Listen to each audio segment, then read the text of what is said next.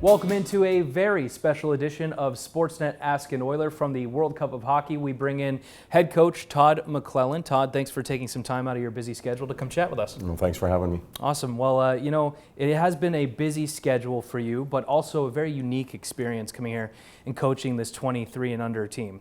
Has the tournament lived up to your expectations from when you took the job, and has anything really surprised you? It's definitely lived up to my expectations. Most of our time is spent around Team North America, which has been fantastic. The young players, the coaching staff, the growth in the team, but the event itself has been tremendous. It's been well attended. Fans have been very passionate, obviously cheering for their own countries or for a unique team, whether it's Europe or Team North America. And the level of hockey has been second to none. So it's been a real good experience thus far. And you guys have become the media darlings as well, and fans love to cheer for you. Were you expecting that? We didn't know what to expect, really. I think our performances promoted that a little bit. We've had some really good individual nights. We've had good team nights. We played exciting hockey. Fans have been on the edge of their seats, so they tend to migrate to that. And we're also a younger group, so we, I don't know if we relate a little bit more to the younger crowd or not, but we're getting a lot of support. Good. Let's get to some of the fan questions. Kelsey from Midland, Ontario asks, what's the best thing about coaching Team North America?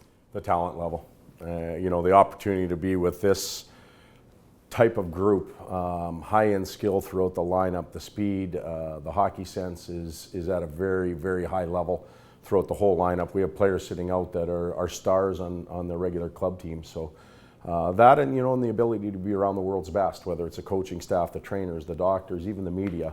We're all here in one spot and you're around it, so it's been a great experience. Okay, moving on to the next one. Brady from Calgary asks, in a tournament so short, I know you've done some line tinkering, but what makes a line successful in your eyes? Well, quick chemistry.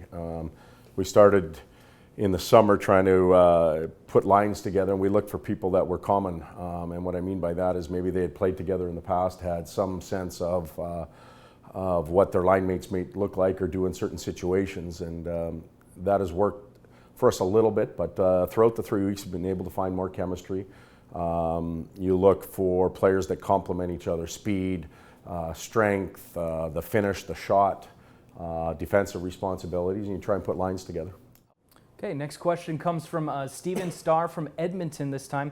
How have the future stars being around one another helped elevate the game of certain players, and will this tournament help those players start the season at a much higher level? It's a good question. Our group, when it got together, we had some barriers that were quite obvious. American, Canadian, college, major, junior, geographical things, Western Canada, Eastern Canada, that type of stuff. And as they got together the first night, you could see there were barriers that were involved, but as the players got together more and more, they broke the barriers down, and we've quickly we've gone from a group to a team.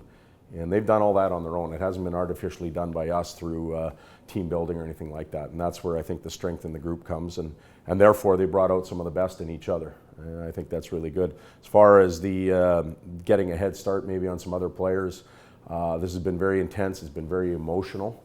To go back to your regular training camp where there's a lot of camps are 60 or 70 players, and the pace will be much slower. It'll be more instructional.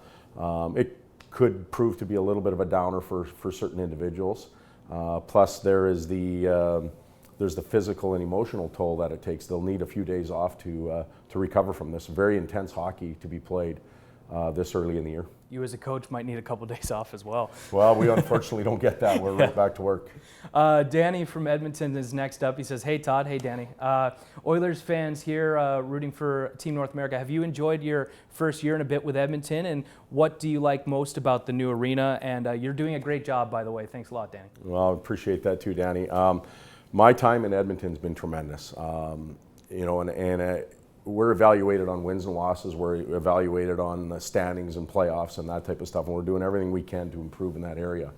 But I think for me personally, it goes beyond that. It goes into Edmonton and belonging to the community, and people really have embraced the Oilers, obviously, and allowed me to be part of the community, my family to be part of the community. So really enjoyed it. The new arena, what a place.